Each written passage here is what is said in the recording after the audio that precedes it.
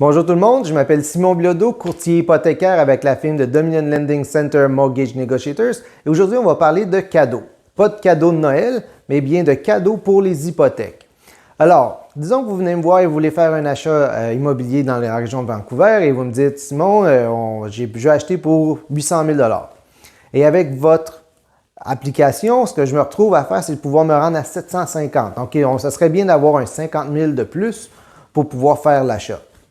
La question d'où peut provenir cet argent? Bon, une des façons de faire, ça pourrait être d'avoir un de vos parents, disons, de vous donner 50 000 si c'est quelque chose qui est possible. Par contre, ce n'est pas seulement vos parents qui peuvent vous donner de l'argent, ça peut aussi venir de vos grands-parents, de vos frères et sœurs, même de vos enfants.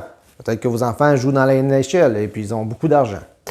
Est-ce que votre oncle peut vous donner de l'argent? Ben oui, votre oncle à qui que vous avez une bonne relation, qui vous connaît très bien, que vous voyez souvent, oui, ça pourrait fonctionner. Par contre, si c'est votre oncle que vous parlez 3 fois par année ou 3 fois dans votre vie, c'est sûr que ça ne fonctionnera pas. Est-ce qu'il y a une limite au montant d'argent que vous pouvez recevoir? La réponse est non. Ça peut être aussi élevé que vos parents souhaitent vous donner. Par contre, les banques vont vouloir s'assurer que vous avez quand même contribué. Donc, ce qu'ils aiment voir, c'est que vous avez été capable de sauver des fonds dans le passé.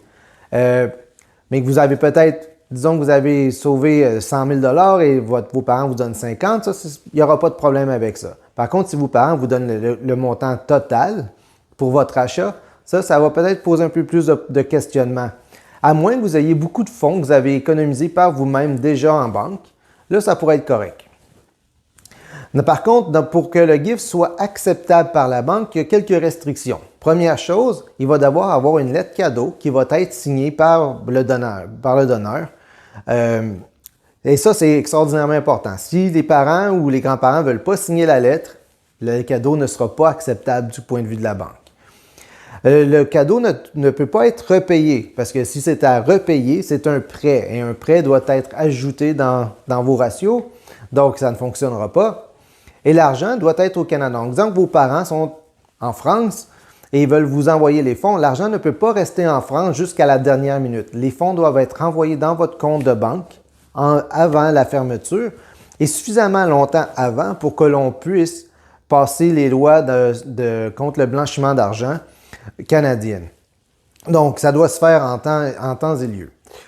Si vous avez plein d'autres questions sur les hypothèques, souscrivez et aimez cette vidéo et on se reparle plus tard.